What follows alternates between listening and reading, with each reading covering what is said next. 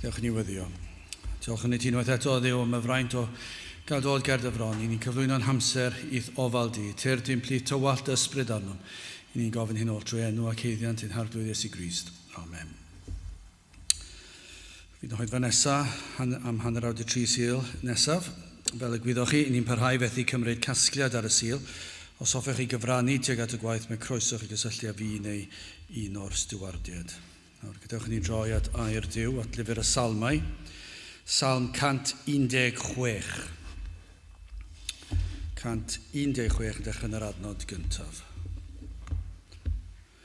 Da gennyf wrando o'r arglwydd ar fy llef am gweddiau, am ostwng ohono ei glist ataf, am hynny llefaf dros fynyddiau arno ef, gofidio'n angau am cylchnasant, a gofidiau uffern am daliasant, ing a blinder ag efais. Yna gelwais ar enw'r arglwydd, a tolwg arglwydd, gwared fe enaid. Gryslon yw'r arglwydd a chyfiawn, a thosturiol yw ein diw ni.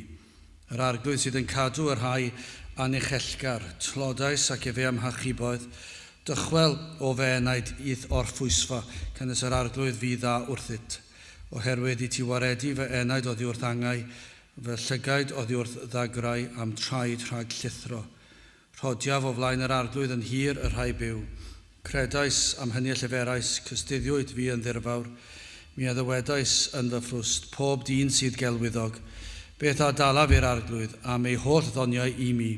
Ffiol iachawdwriaeth a gymeraf ac ar enw'r arglwydd y galwaf. Fe addunedau a dalaf i'r arglwydd, yn awr yngwydd ei holl bobl ef. Gwerthfawr yngolwg yr arglwydd yw marwolaeth ei saint ef. O arglwydd, yn ddiau dywas di ydwy fi, dywas di ydwy fi, mab dywas yn eithraig, dy todais fy rhwymau. A berthaf i ti aberth moliant, a galwaf ar enw'r arglwydd. Talaf fe addunedau i'r arglwydd, yn awr yngwydd ei holl bobl. Anghenteddoedd ti yr arglwydd, yn dy ganol di o Jerusalem, molwch yr arglwydd. Bydde bendith Duw ar iair sanctaidd ef. Gyda'ch ni nawr droi at yr arglwydd mewn gweddi. I ni yn diolch i ti unwaith eto o Dduw am y fraint o gael dod ger dy fronydd. Presenoldeb, i ni'n diolch am dy orseddfaint dy fod yn ein croesawu ni gan dy fod yn ddiw graslon ac bod orseddfaint yn orseddfaint o ras, bod na dosturi i'w gael, bod na faddeiant i'w gael, dy fod wedi trefnu cyn llunio'r byd, bod na ffordd i bechaduriaid fel ni cael mynediad i'th presenoldeb di. Ac felly ni yn diolch i ti bod yna wrandawiad hyd yn oed y prynhawn hwn. I ni'n diolch i ti o ddiwer mae gwan ydym yn bersonol ac fel dy bobl yn ein gwlad ni. Mae bach yw ein nifer ni. Ac eto Dduw, y mae'n a groeso i ni fel dy blant i ddod i'th presenoldeb, i ddod i'th o'r seddfaint i nawr, i alw arna ti am help, am nerth, am gymorth. A bydde di yn dod lawr i'n plith, a bydde di yn gostwng dy glist, ac yn presenoli dy hun yma yn ein plith. I ni'n diolch dy fod yn ein gweld ni, yn ein clywed ni, bod yr oedfa hon wedi drefnu cyn i'r byd cael ei lunio. Dy fod ti yn gwybod y cyfan yn dy ragluniaethau di. Ac felly o Dduw, i ni yn llawenhau fod yr rhai sydd i wrando yn gwrando, yr rhai sydd efallai ar y we yn gwrando, ac hefyd o Dduw yn gwybod mewn dyddiau i ddod y gellu di trwy nerth yr ysbryd glân arwain, eneidiau i wrando ar geiriau sydd yn bwrpasol iddyn nhw ac yn peri iddynt dod i weld pwysigrwydd pwyso arna ti. I ni yn diolch i ti felly am y cyffro sydd yn cyhoeddiad yr efengil. Ni'n diolch i ti bod yna gyffro wrth i ni ddod i'r di. I ni'n diolch bod bob cyfle i ni'n gael i ganu dy glodyd ac i gyhoeddi ffordd iachawdwriaeth ac yn gweddio y bydd na rhyfeddodau yn digwydd yn ein plith ni yma heddi. Y bydde di yn dod lawr, y bydde di yn ysgwyd y lle yma o Dduw, ac os nad yr adeilad ei hun yn ysgwyd ein heneidiau ni, yn ein deffro ni o'n trwmgwsg ac yn peri ni i wybod agosatrwydd di yma i ni brofi ohono yn ein cylonau ac fydd ein cylonau ar dan yn dy ddyrchafu di ac yn dy foliannu di. Felly o Dduw Tyrd, helpa ni yn ein gwendid i ni'n cyflwyno yr oedfa i ti ac yn gofyn i ti nerthu ni i dy geisio di gyda'n holl nerth, o'r nerth corfforol sydd ei hangen, ond hefyd yr holl nerth meddyliol ac ysbrydol i ni. Gad i ni osod ein golygon arna ti, a gad i ni wybod beth yw dy foliannu di mewn ffordd sydd yn gywir ac yn iawn ac yn dy blesio di. I ni yn gofyn am ein gwlad y bydde di'n trigarhau wrthym. I ni yn tristau o wythnos i wythnos wrth weld cyflwr yr eglwys, cyflwr y wlad ac y difaterwch sydd i weld mor amlwg. Ac yn gofyn i ti i ddod yn ôl i'n plith, i dywallt ysbryd arnom ac i arwain pobl at y ti dy hun. Felly o Dduw bydd yma yn ein plith. Diogelan hamser, bendithian hamser. I ni'n gofyn hyn o tri enw ac heiddiant ein harglwydd Iesu Grist. Amen. Ond gen ni ganu, nawr wrth gwrs rheolau yn peri bod ni'n cael canu ond hynny'n dawel, ond dwi'n credu allwn ni yma sefyll i ganu'r emyn yma yn hytrach na geistedd heddi. Felly gen ni sefyll i ganu yn dawelach na'r arfer, emyn rhif 185, Iesu nid oes terfyn arnat, mae cyflawnder maith dy ras yn fwy helaeth, yn fwy dwfwn, ganwaith nag yw'm hechod cas. Felly gen ni sefyll i ganu emyn rhif 185.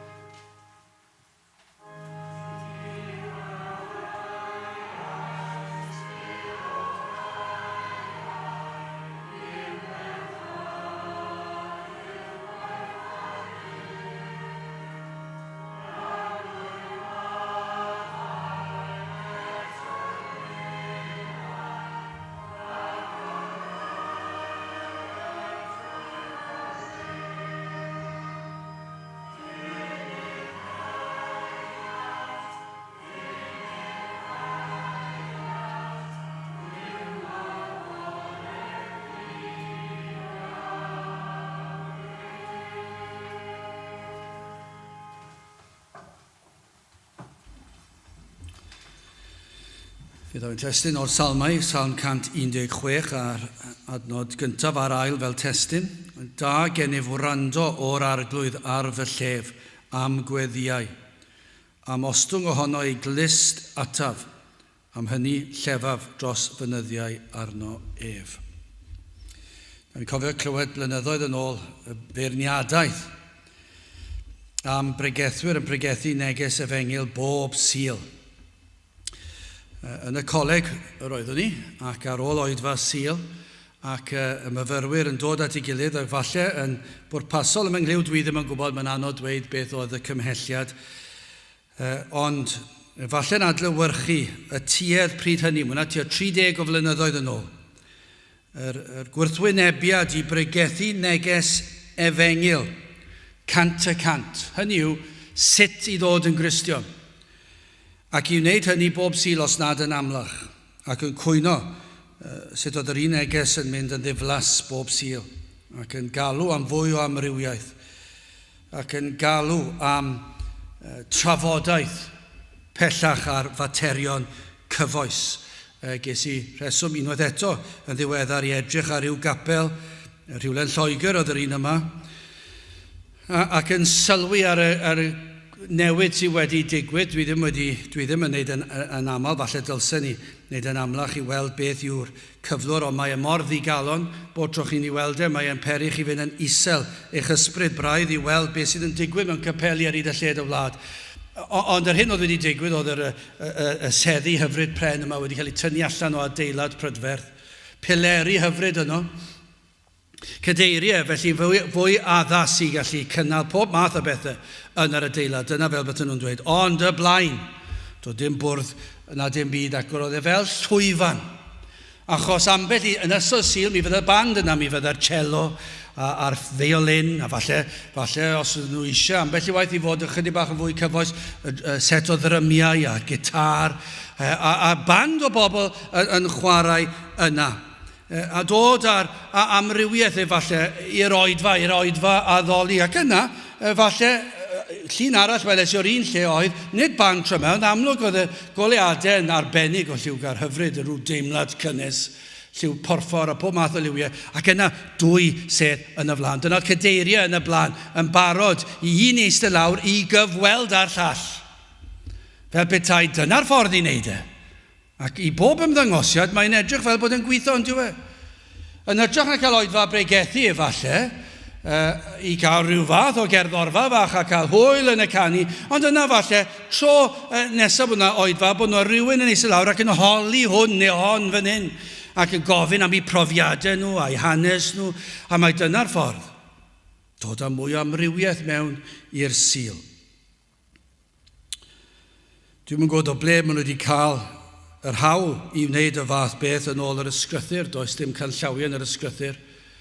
I ni'n gwybod yn iawn beth yw'r ffordd mae'r arglwydd wedi galw arno ni ac wedi addo I fendithau trwy bregethu, ac fod yr addoliad fod mewn parchedig ofn yn dod I bresenoldeb y Dwyfol. Mae mor rhyfedd yn diwedd, achos mae'n ymddangos ei fod yn gwrthweud safbwynt ysgrythurol ym mhob ystyr. Y rhai sydd yn beirniadu pregethu yr efengil o Sul I Sul I Sul. Y rhai sydd dweud bod eisiau amrywiaeth pynciau. Y rhai sydd eisiau dweud o dod amrywiaeth yn yr addoliad. Ac yna chi'n mynd ôl at y salmau, chi'n meddwl, wel, pa salmydd bydden nhw'n hoffi ddilyn? Achos o'r hyn dwi'n I weld, mae'n gwbl anysgrythurol. Ond beth sy'n fwy brawychus I feddwl sut gall Cristion ddiflasu ar neges yr efengil, syml, cant y cant, sut I ddod yn Cristion. Sut gall Cristion ddiflasu ar neges felly?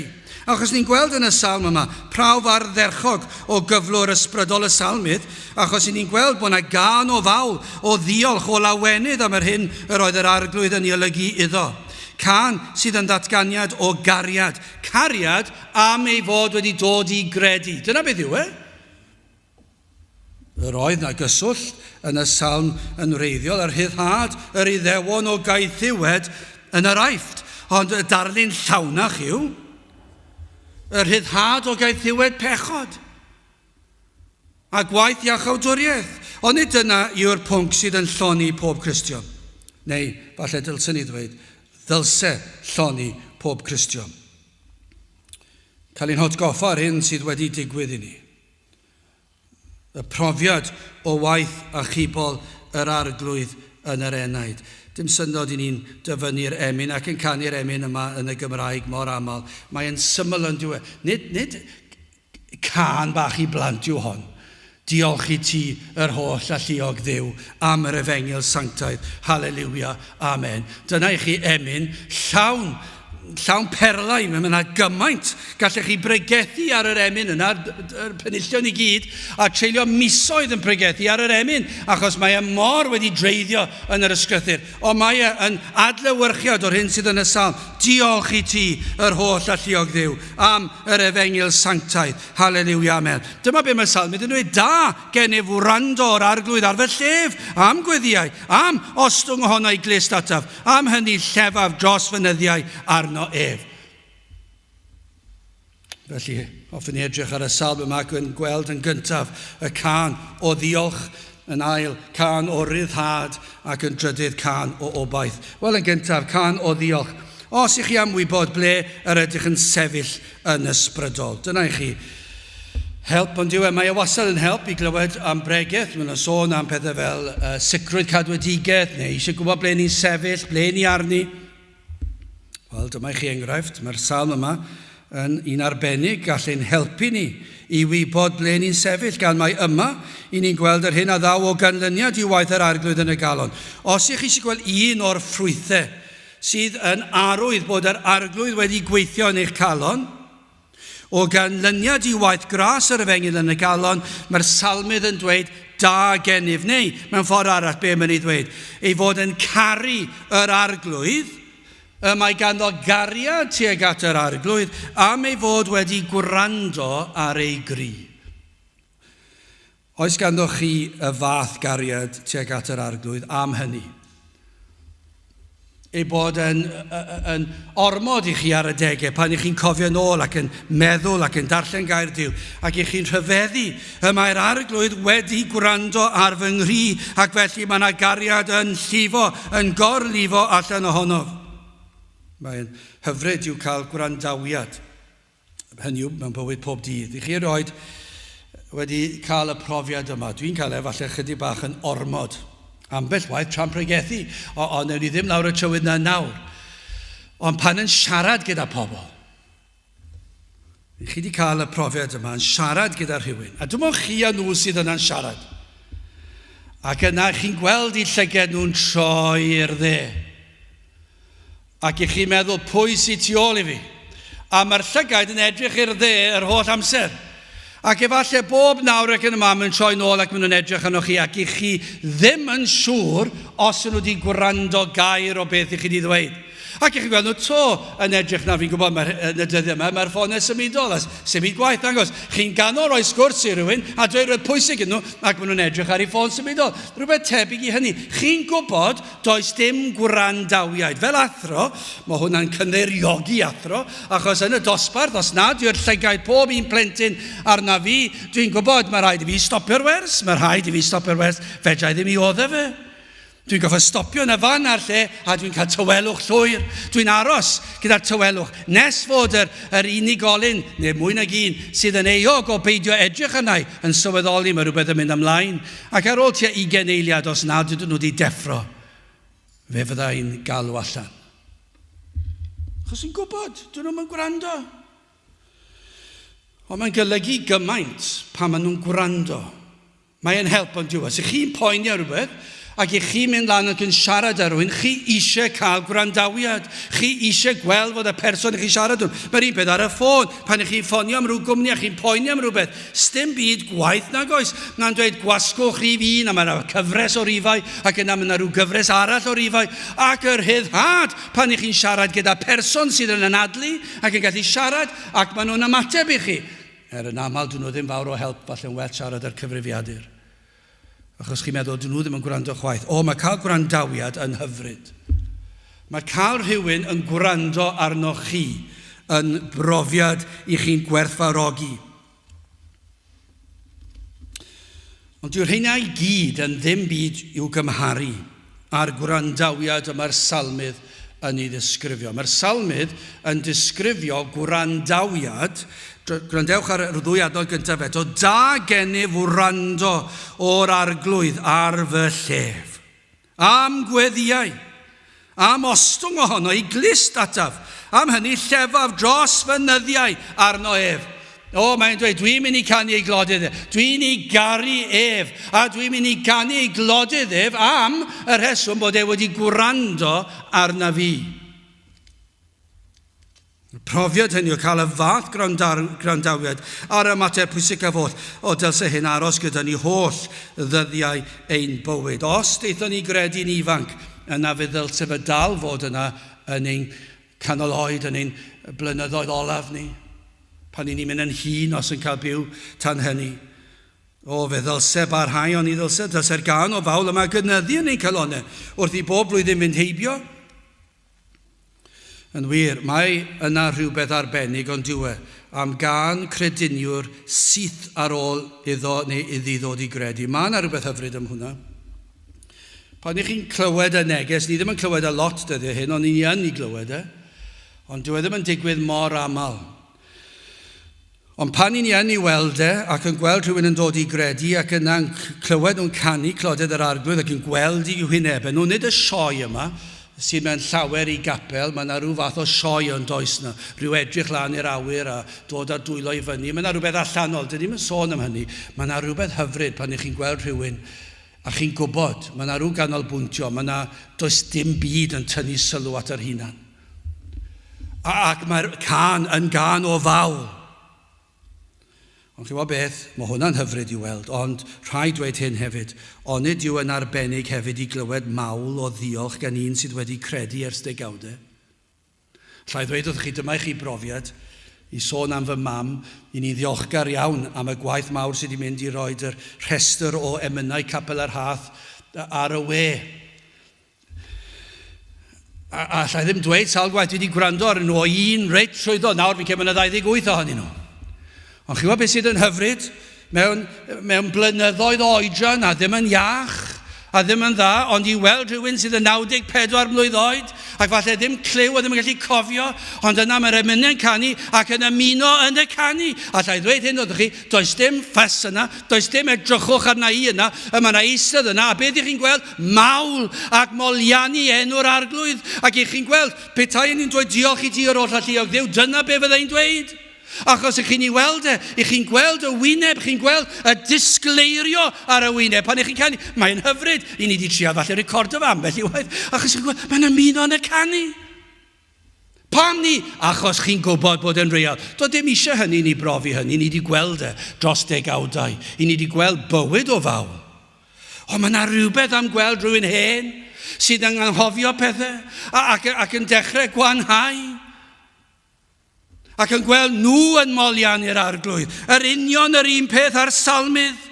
Mae'r salmydd yn dweud, a dyma beth mae'n dweud, trwy gydol fy mywyd, fe fyddai'n dweud, diolch i ti, yr holl alluog Dduw. Am beth? Am i ti gofio, am i ti wrando ar fy ngri, am i ti glywed fi'n crio oherwydd fy mhechod. Ac mae'r profiad pan eich 90au, yr un mor real ac oedd yn eich ugeiniau, nawr dyna i chi ddangos bod e o'r ysbryd, gwaith o Dduw.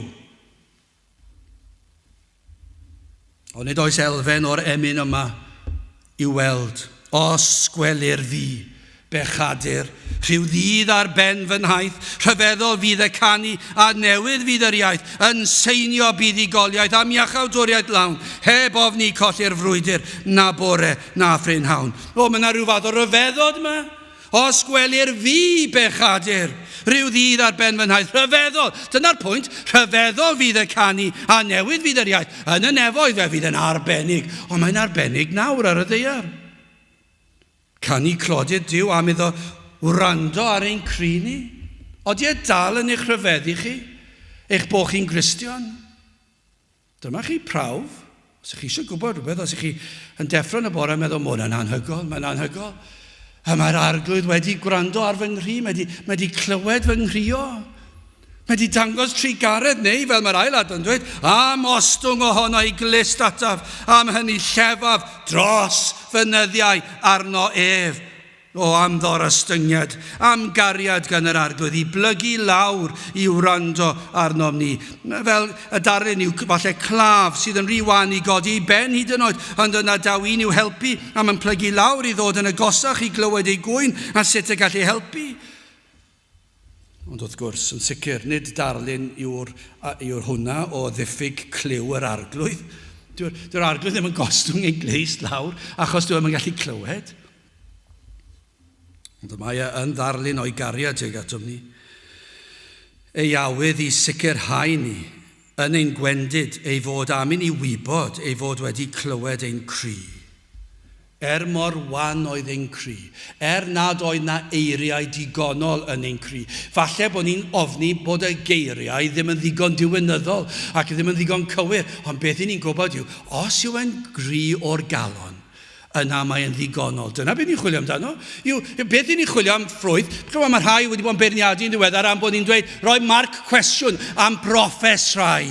Ac yn dweud, chi ddim hawl da chi cwestiynu proffes rhywun. Ond y broblem yw, dydyn ni'n cwestiynu'r proffes o ran hynny. Beth ni'n dweud yw hyn?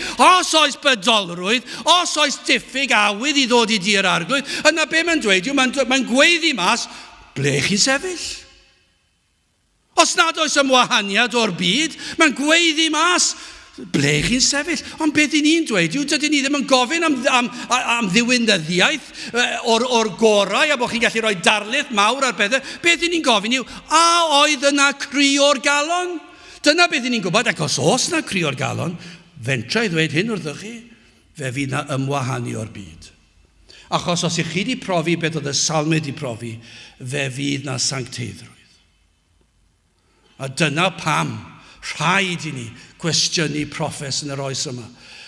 Ble mae'r eglwys arni heddi, dwi ddim yn gwybod. Ond yr unig beth ni'n gwybod, mae'n frawychus. Mae'n frawychus. Ond i ni ddim yn gorgymlethu fan hyn. Beth ni'n dweud yw, oes yna gri o'r galon. Achos dyna beth ni'n llawenhau amdano. Dyna beth ni eisiau clywed. I ni ddim eisiau clywed rhyw llith hir faith ac arwyn yn dweud a geiriau mawr. Edrychwch ar y fi, dwi wedi gwneud yna llall. A dwi'n gwybod hwn i gyd. Beth ni eisiau gwybod oedd yna cri o'r galon. Ydych chi wedi gweld eich pechod?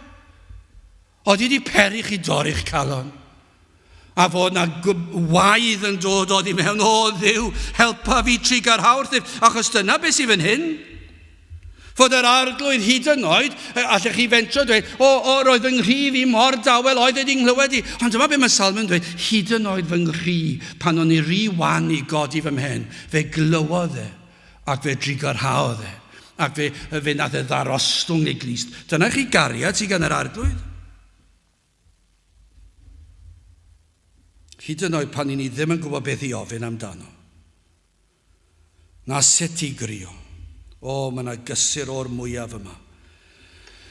Fod yr arglwydd yn gwrando arno mi, fod yn deall ein cyflwr yn well na ni yn hunan. Oes yna un sydd mewn dryswch efallai, sydd yn gwrando. Sydd mewn dryswch, sydd mewn pembleth. Efallai yn teimlo yr unigrwydd yma.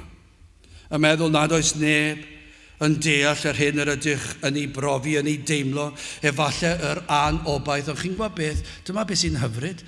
Mae'r teimladau hynny yn arwydd bod na gri yn eich calon. Dyna y pethau ni'n chwilio amdano.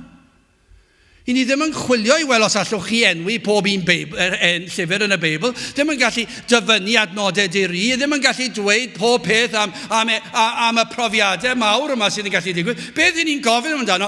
Oes yna gri o'r galon? Dyna'n syml sydd eisiau ei weld. Achos mae hwnna'n adlewyrchiad fod yr ysbryd glân wedi dod ac agor llygaid yr enaid i weld eich angen am Grist ac i weld eich pechod. Dyna'r symlrwydd i ni'n chwilio amdano. A dyna pam i ni'n cwestiynu proffes llawer. Achos yr hyder yma sydd i weld yn y broffes fodern, yn yr addoliad modern, yn y slicrwydd o'r pregethu ac o'r cyfweld â phobl. Mae yna rhywbeth estron am y peth. Chi ddim yn gweld gostyngeidrwydd, chi ddim yn gweld rhyw lawer o sôn am gweld pa mae'r afiach oedd eich pechod a'ch anghrediniaeth chi. A'r cri gwan oedd yn dod ohonoch chi. Ond mae'r salmydd yn dweud, da gennyf wrando o'r arglwydd ar fy llef. Dyna pam dwi'n caru'r arglwydd, pam mae e wedi gwrando ar fy llef, am gweddiau, am ostwng ohono i glist ataf, am hynny llefaf dros fy nyddiau arno ef. Wel, dyna chi brawf cyntaf i chi. Gallai ddweud hyn wrthych chi, os ych chi'n Gristion, mi fyddwch chi'n gwybod rhywbeth am hynny. Falle bod chi ddim yn ddiwynydd mawr yn gwybod popeth, ond os ych chi'n gallu dweud bod chi'n gwybod beth yw cael y cri o'r galon, a fod yr arglwydd wedi gostwng ei glist atoch, wel dyna i chi prawf hyfryd o galondyd. I chi, wel gyda chi wedi symud ymlaen can o ryddhad yn ail. Yma ni'n gweld prawf arall o waith yr arglwydd yn y galon, ryddhad. wedi cyfnod o boen ac argyhoeddiad. Mae yna rai pobl yn gallu defnyddio ansoddeiriau gwahanol i ddisgrifio y teimlad ar ôl dod i gredu. Yr un gair o'n i'n i ddisgrifio oedd rhyddhad. Ar ôl blynyddoedd o geisio ac ansicrwydd ar rhyddhad o'r diwedd. Dwi'n gwybod ei fod wedi gwrando ar fy nghri. Adnod 3, gofidion angau am cylchynasant a gofidiau uffern am daliasant, a blinder a gefais. Gai ofyn, gai fentro dweud hyn, oeddi crefyddwyr, capelwyr Cymru yn gwybod rhywbeth am y profiadau yma? Falle bod ni'n gwybod yr emynau ar ein cof. Falle bod ni'n mawr ein parch o fewn y gymdeithas ac yn grefyddwyr mawr. Ond gai fentro dweud, ydych chi'n gwybod beth yw profi hyn? Y cri o'r galon. Y gofidion angau am cylchynasant a gofidiau uffern am daliasant.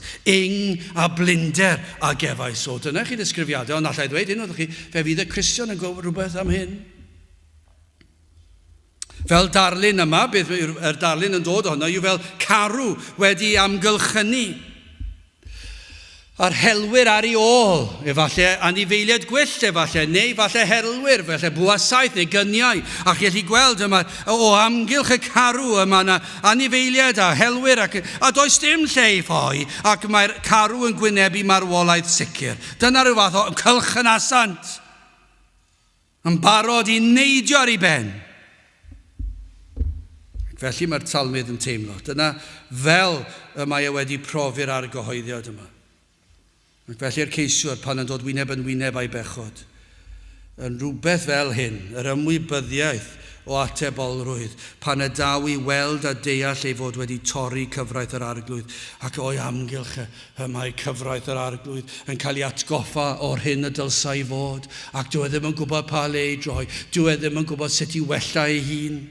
Ac pam daw'r presenoldeb yr arglwydd yn agosach eto ac yn teimlo mawredd yr arglwydd a pherffeithrwydd yr arglwydd a'i sancteiddrwydd efallai mewn oedfa ac yn clywed canu emyn o fawl i Dduw ac bod yr ymwybyddiaeth mor sanctaidd wyt ti o Dduw ac i chi'n gweld eich pechod chi a'ch rhagrydd chi a'ch balchder chi a'ch bryntni chi ac i chi'n cael profiad o sancteiddrwydd yr arglwydd ac mae yn eich amgylchynu chi ac yn eich condemnio chi.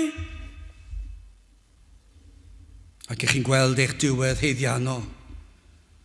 Gofidion angau am cylchynasant a gofidiau uffern am daliasant. Ych chi'n ymwybodol eich bod yn heiddi condemniad a cholledigau tragwyddol. Chi ddim yn dadlau yn ei erbyn mwyach. Ych chi'n gweld dyma yw fy heiddiant. A dych chi'n gwybod pa le i droi. Ond nid yw'n wir o rai sy'n ceisio mor aml. Chi ddim yn gwybod pa le i droi. Ych chi'n blino. Chi methu helpu'ch hunan. Chi ddim yn siŵr pwy ofyn. Falle bod yna rhyw embaras i fynd lan at bobl, chi ddim eisiau mynd, a mae'r profiadau yn anfer, mae'n erchyll, mae'n afiach. A dyma be mae'r Salm yn dweud, gofidio'n angau am cylchynasant, a gofidiau uffern am daliasant, a blinder a gefais. Allwch chi fynd ymlaen yn disgrifio'r profiadau. Falle bod yna elfennau o hynny, mae rhywun sydd yma wedi profi. O amgylch i gyd yn gweld condemniad. Ac efallai wedi trio cael rhyw rhyddhad debyg i'r emyn o fy Iesu bendigedig yn yr ail bennill, pwyso'r bore ar fy nheulu, colli'r rheini y prynhawn, pwyso eilwaith ar gyfeillion, hwythau'n colli'n fuan iawn, pwyso ar hawddfyd, hwnnw'n siglo, profi'n fuan newid byd, pwyso ar Iesu, dyma gryfder sydd yn dal y pwysau i gyd. Ond nid yw'n wir yn ganol yr argyfwng enaid yma'n troi efallai at teulu, at gyfeillion, at fywyd a phleserau, a pob math o bethau. Ond yn ffeindio, does dim un o'n nhw'n bodloni, does dim un o'n nhw o fawr o help, falle dros dro, ond dim achos y broblem i chi'n ei wynebu, achos chi wedi gweld eich pechod, a does dim ateb iddo fe, ond yn Iesu Grist. Ac onid dyma'r rhyddhad. Wedi troi at bob un a phopeth a methu, ac o'r diwedd trwy ras, yr ysbryd glân yn tywys eich traed at yr Iesu, at yr un sydd yn dod ar rhyddhad a iachawdwriaeth. Adnod 4 yna, gelwais ar enw'r arglwydd. O'r diwedd i chi'n dod at y man yna. A dyma beth i chi'n dweud, a tolwg arglwydd, gwared fy enaid.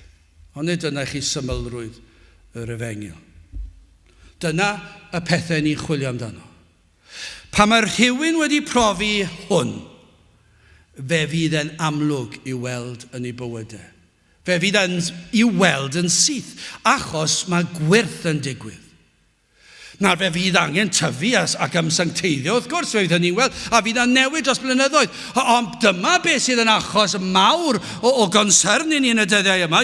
Rhai sy'n profesu bod nhw wedi profi rhywbeth, rhyw brofiad, ac eto does dim newid, does dim sancteiddrwydd, does dim bywyd i weld. Does dim arwydd bod cri o'r galon ac argyhoeddiad o bechod wedi bod.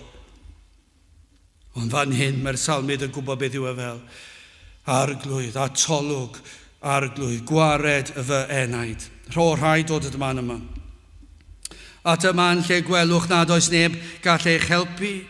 Yr anobaith fel carw ar fi'n cael ei ddal, yr ymdeimlad nad oes gobaith, nad ydym yn heiddi gobaith hyd yn oed. I chi wedi dod i'r man lle chi ddim hyd yn oed yn cwestiynu nad oes heiddiant ganddoch chi am obaith. Chi wedi dod i'r man lle chi wedi derbyn yr anobaith a'r tristwch a ddaw o'i herwydd. Does dim lle yma i gredu bod hawl gennym cael gwrandawiad gan yr arglwydd. Os ych chi'n meddwl bod ganddoch chi hawl cael gwrandawiad gan yr arglwydd, oherwydd eich gweithredoedd neu'ch daioni chi, gai fentro dweud ydych chi ddim wedi deall yr Efengyl, nid dyna Cristnogaeth y Beibl.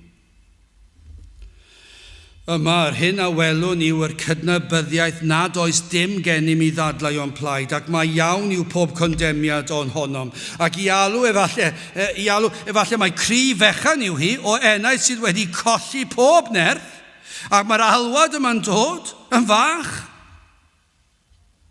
Ac yna i brofi gras yr arglwydd ei fod yn gogwyddo i glist, i wrando ac i dostyrio wrth mae'n ymateb i'n gweddi ni. Gwared fe enaid, mae'r adnod 5, gwrandewch ar hwn, graslon yw yr arglwydd a chyfiawn, a thosturiol yw ein diw ni. Graslon a chyfiawn, ond nid dyma geiriau eraill am y groes.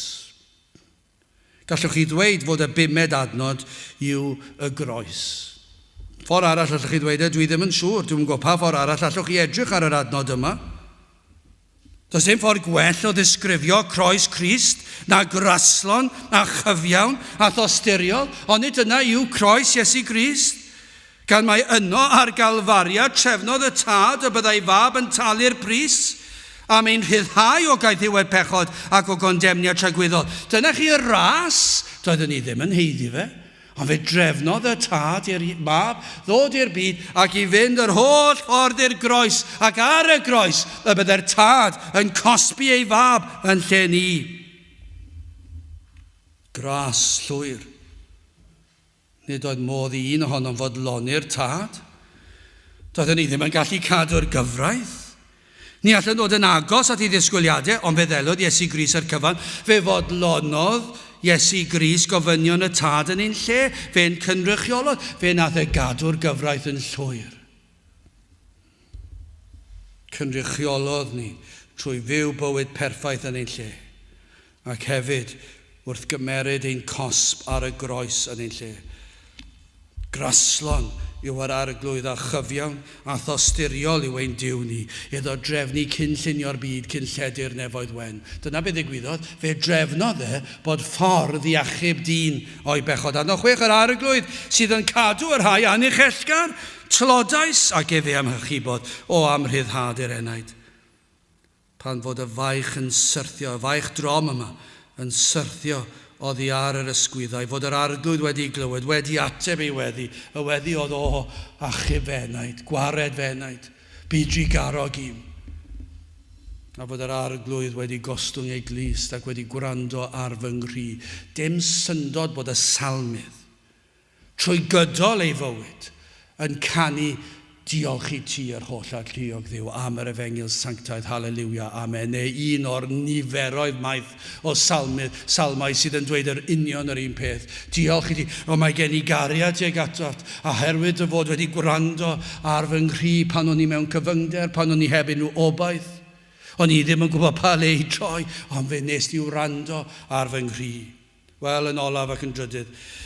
Can o obaith edrychwch ar adnod 7 ac 8. Dychwel o fe enaid i thorffwysfa.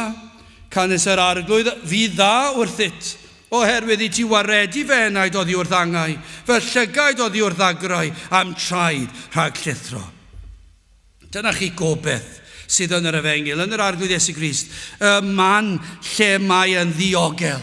Ond nid yna gorffwysfa yr enaid. Dychwel o fe enaid i thorffwysfa i'r man mwyaf diogel oll. Yr hyn sy'n rhaid wneud yw mynd at y gorffwysfa. Yr enaid. Dyna'r man lle ni eisiau bod. I ddychwel at Grist. Dyna lle mae'r enaid yn cael gorffwys yw yn Iesu Grist. Does dim ateb arall. Nid oes ateb arall. Nid oes neb arall gath ddelio a'n hargyfwng ni. Dychwel o fe enaid i thorffwysfa. Dyna beth i ni'n neud o sil i sil. Dyna yw'r bregaeth oedd y pobl ifanc 30 o flynyddoedd yn ôl yn dweud, diflas. Ni wedi cael llombol arno fe. Chi'n dweud yr un peth bob di sil. Dychwel at yr orffwysfa, gorffwysfa'r enaid. Dyna beth mae'r efengylwyr dros yr 20 mlynedd diwetha wedi wneud. Wedi dweud, i ni eisiau amrywiaeth mewn addoliad, i ni eisiau amrywiaeth yn y neges, i ni eisiau fod yn gyfoes, i ni eisiau dweud beth yw barn ar hyn a'r llall. Dyna beth i ni eisiau wneud. Ni eisiau dod â geiriau clyfar mewn hefyd, ni eisiau dod â pob math o bethau. Ond yn syml iawn beth yw'r neges, dychwel o fenaid i thorffwysfa, dyna beth i ni eisiau wneud. I ni eisiau pledio gyda pobl, dewch at Grist. Dyna beth sydd ore. Os oes angen gorffwys ar eich enaid, y lle gorau i fod yw at Iesu Grist. Dyna beth mae'r salmydd yn ei ddweud. Does dim lle arall. Lle gwybu'r enaid ei fod yn ddiogel hyd tra gwyddordeb. Ble arall allwch chi fod i cael y sicrwydd fod eich enaid yn saff hyd tra gwyddordeb? Enwch unrhyw grefydd yn y byd. A dwedwch wrtha i, oes na sicrwydd fod yr enaid yn saff hyd tra gwyddordeb? Nag oes. Ewch at capeli Cymru lle maen nhw'n dweud i chi fyw yn dda a fod yn grefyddol a helpu'ch cymydog. Oes yna sicrwydd fyna yn y neges yna fod yna orffwysfa i'r enaid hyd tra gwyddordeb. Alla dweud un oeddech chi dries i fe a does dim. Dwi ddim eisiau dibynnu ar fy ngrefyddoldeb i. Dwi ddim eisiau dibynnu ar fy ngweithredoedd da fi. Dwi ddim eisiau dibynnu ar pwy yw fy mam yn had i. Dwi eisiau dibynnu ar un peth, ar Iesu Grist. Dyna lle gorau orffwys. Dyna lle gall yr enaid orffwys yn Iesu Grist. Gall enaid neb cael gorffwys. Ar wahan i'r un sydd wedi dweud, mae fi yw'r ffordd y gwirionedd ar bywyd. Does dim ffordd at y tad ond trwyddo fi, Iesu Grist. Does dim ffordd arall. Ac felly dyna pam ni'n pregethu fe bob di sil. Ac os y Duw yn ei drigaredd yn ni'n cadw ni'n ffyddlon, y byddwn ni'n neud e tra bod ni ar y ddaear.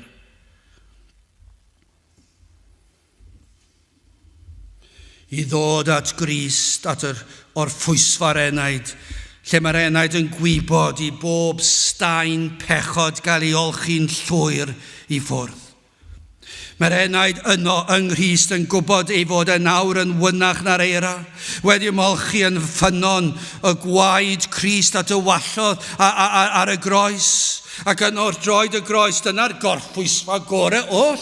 Yno droed y groes, mae'r gwaed yn pistillto allan ac yn golchi'r enaid yn llwyr lan o bob un pechod, y gorffennol, presennol a'r dyfodol. Does dim lle gwell i orffwys yr enaid nag yn Iesu Grist, achos mae Iesu Grist wedi addo, y sawl a ddaw at y fi, nis bwriaf allan byth. Y sawl a ddaw at y fi, fyddai ni golchi nhw'n wynach na'r eira, ac fe fydd ei heneidiau'n ddiogel hyd tra gwyddordeb.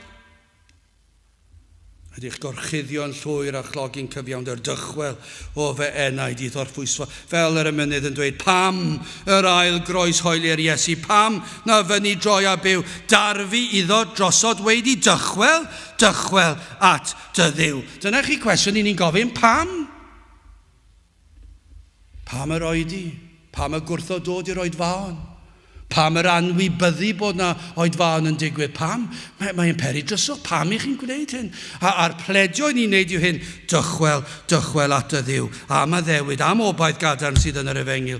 Mae fel Mathew 11 adnod 28. Deuwch ata fi, bawb ar y sydd yn flinderog ac yn llwythog, ac mi a esmwythaf arnoch. Rhyn peth yw e. Mae'r Iesu'n dweud, dewch ata fi.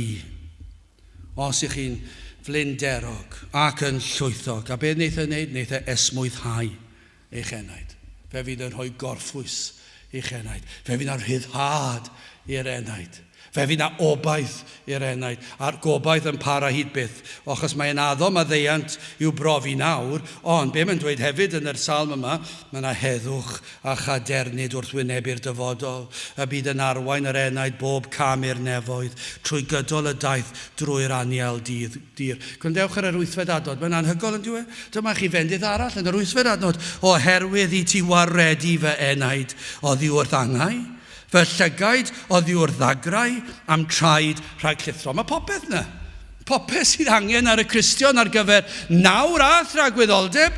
Mae'n dweud hyn, dwi'n diolch i ti o Dduw. Dwi'n dy garu di o Dduw. Dwi'n canu dy glodydd i ti o Dduw. Pam? Oherwydd i ti waredu fy enaid oddi wrth angau. Fy llygaid oddi wrth ddagrau am traed rhag llithro. Ti wedi addo cadw fy enaid yn saff. Hyd tragwyddoldeb. Gai ofyn wrth gloi. Oes yna fawl tebyg i'r salmydd yn eich enaid chi? Dydyn ni ddim yn gofyn. Oes yna broffes ydych chi? Ydych chi'n gwybod yr ymuned? Ydych chi'n gwybod yr adnodau? Ydych chi'n gallu neidio lan y lawr a clapio ac yn rhoi rhyw ymddangosiad o addoliad? Dangos i pawb pa mor ysbrydol ych chi? Dydyn ni'n gofyn hynny. Oes cri wedi bod yn y galon? Oes edi feirwch wedi weld oherwydd eich pechod? Oedd yna alwad, o Dduw bydd drigarog i'm. Pinau bod chi wedi defnyddio'r geiriau hynny neu beidio, does dim ots beth ni'n gofyn i'w. Ai dyna oedd bwrdwn y neges. O Dduw achub.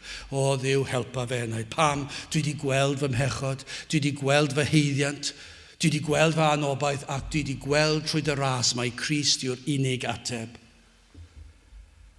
Ac yna i chi wedi profi a gosatrwydd yr arglwydd yn plygu ei glist ac i chi'n gwybod ei fod e wedi maddau'r cyfan. Achos mae e wedi addo'r sawl a ddaw ato fe fydd na faddeuant. Y sawl sydd yn crio felly fod yna wrandawiad. Dyna'r addewid sydd gan y salmydd. Ydych chi wedi profi rhywbeth felly? Achos os i chi fe fydd i'w weld. Fe fydd arwyddion o fywyd. Mae gwyrth wedi digwydd. A fe fyddwch chi'n gweld yr awydd yma am sancteiddrwydd. Fe fyddwch chi'n gweld edifeirwch am eich diffyg sancteiddrwydd. A fyddwch chi'n torri celonnau. Ond dyna be fydd yn digwydd. Fydd y llygaid fydd yn cael ei sychu o'r dagrau. Ac traed yn cael eich cadw rhag llithro. Fydd eich cadw chi holl y dyddi eich bywyd.